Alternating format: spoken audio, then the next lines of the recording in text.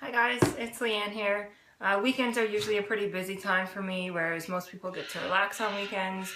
I actually usually work on weekends because I own a business in which I am an exotic animal educator, so I take exotic animals out and teach kids and adults about them.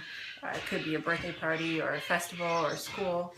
So on weekends I book usually a lot of birthday parties, at least this time of year. And so that's what I was doing today on a small island. I had to take a 20-minute ferry ride to get there. And then after that, I picked up an injured juvenile starling on the way home that somebody had taken in yesterday. And so this is basically a day in the life of an exotic animal educator and a wildlife rehabilitator.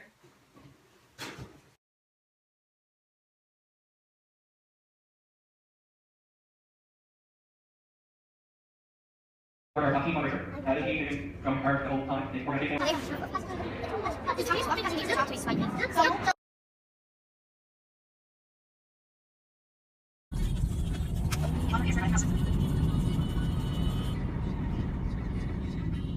I just picked up the juvenile starling, and he doesn't look too good. There's like food or poop caked all over his feet, and it doesn't look like he's using his feet or his legs properly. I'm finally home, the reptiles are all put away, and now I'm finally going to get to have a better look at the injured starling and get some meds into him. Okay, he jumped out of the basket and must be hiding somewhere in this room because, as you can see, it is empty. Oh dear.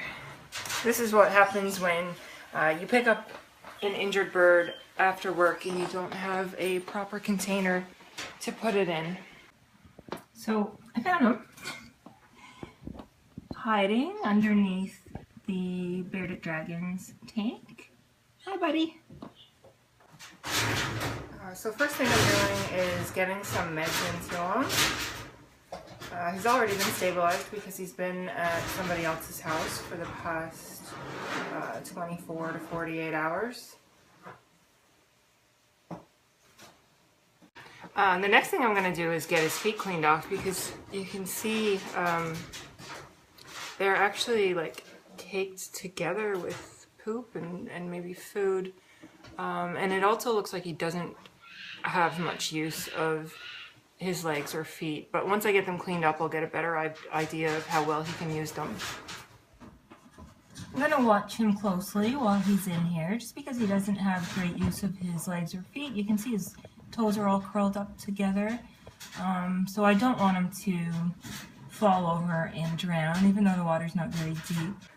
I have mixed feelings about rehabbing and releasing invasive species because obviously invasive species don't belong here, and European starlings do cause some competition for our native species. So do I rehab this starling and release an invasive species, or do I just have him euthanized? I kind of struggle internally with that. My head says don't release an invasive species, but my heart says no, I need to try and save him because it's still a life. Well, he's all cleaned up, and so far he seems to be doing okay. One of the wings is hanging down though, so I'm wondering if it might be broken. I'll have to assess that in a little bit, but right now I just wanted to give him some food and let him relax for a little bit. There's blueberries still in there, but he did eat all of the mealworms, so that's a good sign.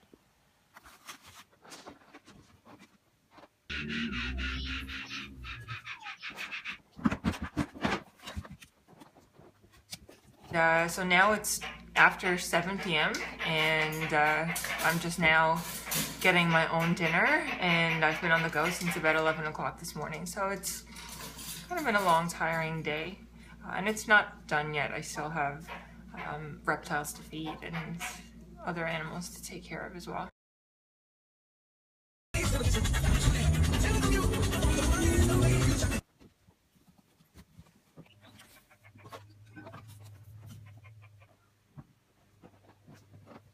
And so it was another long day of reptile presentations, and now it is about 10 o'clock at night, and I'm heading out for another rescue. This time it's not a bird rescue, it's actually a snake rescue.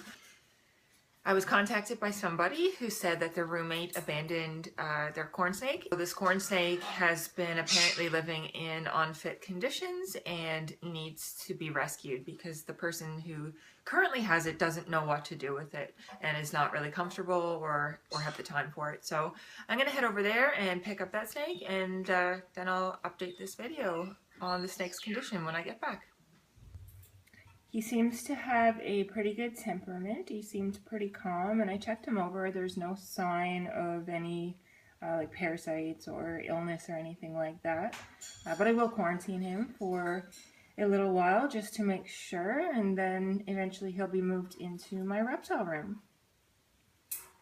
His name will be Candy, and eventually he'll be used in my animal education outreach program, where he will help teach kids and adults about snakes and that we should respect them and not hate them.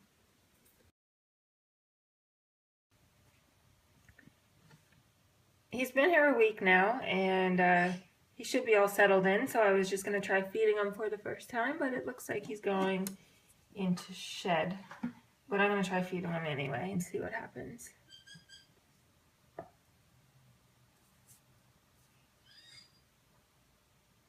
There you go.